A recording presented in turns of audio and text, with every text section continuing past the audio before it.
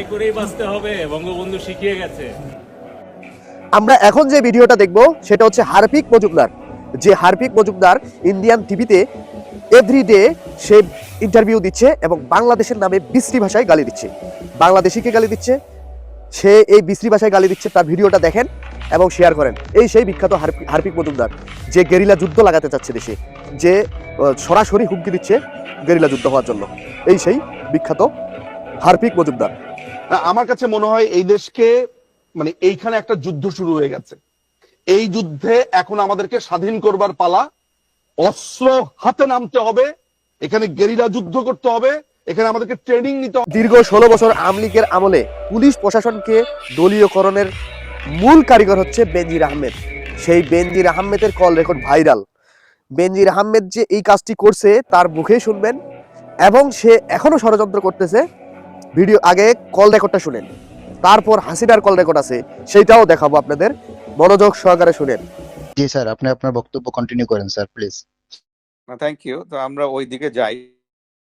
Thank you so much. আমি একটু যে তনুর কথা উত্তর দিইনি। আওয়ামী লীগ আমলে যত রিক্রুটমেন্ট হয়েছে এগুলো কিন্তু সব পুলিশ ভেরিফিকেশন করে রিক্রুটমেন্ট করা হয়েছে, ঠিক আছে? যে কারণে এরা ক্ষমতা এসে কিন্তু সারদা থেকে প্রচুর লোককে তারা পুলিশ ট্রেনিং থেকে বাদ দিয়ে দিচ্ছে। কেন বাদ দিচ্ছে ইউ ক্যান আন্ডারস্ট্যান্ড।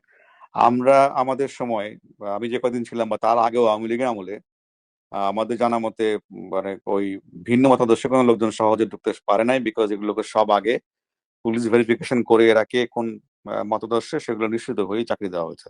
এটা আপনার জানার জন্য। এই জন্য কিন্তু ওই কালকেও কোথায় পরশুদিন কোথায় কথা বলছিলাম, তারা বলছিল যে এরকম লোকজন বলে যে এটা বেনজিরের বাহিনী, ঠিক আছে? এবং পুলিশে কিন্তু এরা বিশ্বাস করে না। এরা খুন করে ক্ষমতায় আসছে, আবার এরা কিন্তু পুলিশকে বিশ্বাস করে না। যদিও এই মুহূর্তে তারা প্রচুর লোকজন নিয়ে আসছে, ওই যে রিটায়ারমেন্ট থেকে এখান থেকে সেখান থেকে এনে বসিয়েছে।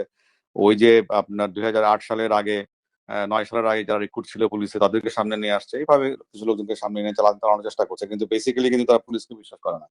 এরা তারা মনে করে যে এগুলো আওয়ামী লীগের সমর্থক, পুলিশ ইন্টার বাহিনী আওয়ামী লীগের সমর্থক। আর আমি মনে করি যে এই আওয়ামী লীগের পুলিশ বাহিনী তো আসলে বঙ্গবন্ধুর নেতৃত্বে কাজ করার ঐতিহ্য ইতিহাস আছে।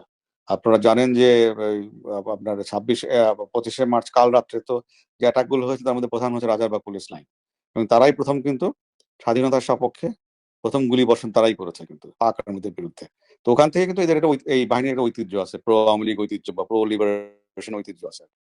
এবং কন্টিনিউয়াসলি মাঝখানে যদিও অনেক বছর আওয়ামী চেতনার যারা বিরোধী তারা ক্ষমতায় ছিল, তাদের লোকজন ঢোকানোর চেষ্টা করেছে, but end of the day আমি মনে করি এখনো এই প্রো লিবারেশন বা প্রো এল ফোর্স এই ফোর্সের মধ্যে বা সদস্য এই ফোর্সের মধ্যে সংখ্যাগরিষ্ঠ। তো সেই আস্থা থাকতে হবে, আমার মনে আস্থা থাকা ভালো। এবং এন্ড অফ দি ডে দেখবেন যে এরাই আপনার একসময় সহযোগী হয়ে দাঁড়াবে আর কি। এই মুহূর্তে হয়তো না পারলেও কোন একটা সময় সহযোগী হয়ে সহযোগিতা আপনারা পাবেন। আর আমি চেষ্টা করছি পুলিশ বাহিনীর সদস্যদের যারা আপনারা জানেন যে প্রচুর লোকজন তো যখন 5ই আগস্টের পরে প্রচুর পুলিশের সিনিয়র অফিসাররা কর্মস্থল ত্যাগ করে গেছে, আর আসে নাই। আর প্রায় 300-350 অফিসারকে ইতিমধ্যে চাকরিচ্যুত করা হয়েছে।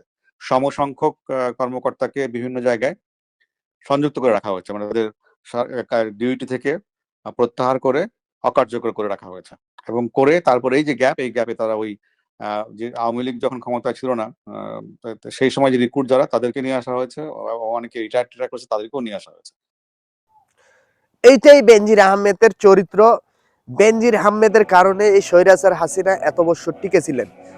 এইবার হাসিনার আমরা কল রেকর্ড শুনবো। মনে আছে কি লগি বৈঠার আন্দোলনের অডিও ভাইরাল? সেই লগি বৈঠার আন্দোলন দিয়ে মানুষ খুন করেছিল সেই হাসিনা। এইবারও সেই একই টাইপের বক্তৃতা দিয়েছেন এখনই, যে হাতে যা কিছু আছে তা নিয়ে মাঠে নামেন।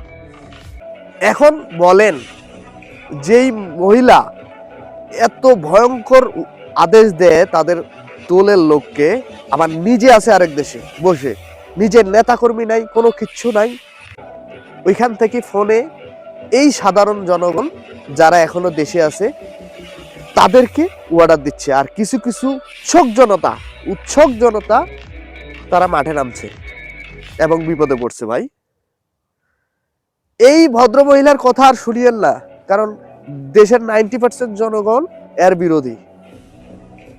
এই মহিলার 90% জনগণ এর বিরোধী। এ দেশকে ভালোবাসে না। আরেকটা ভিডিও দেখি আমরা।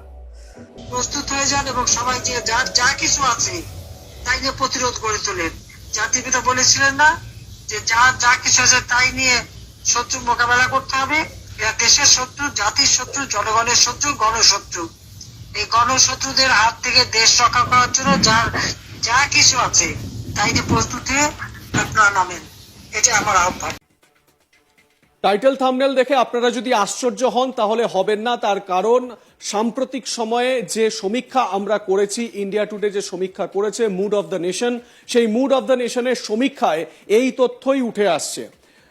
আমাদের জনমত সমীক্ষায় 55% সেভেন সিস্টার্স জনতা হাসিনাকে ভারত থেকে তাড়াতে চান। সেভেন সিস্টার্স মানে উত্তর পূর্ব ভারতের যে 7টি রাজ্য, সেই 7টি রাজ্যের মানুষ শেখ হাসিনাকে ভারত থেকে তাড়াতে চাইছেন। বেশিরভাগ মানুষ, 55%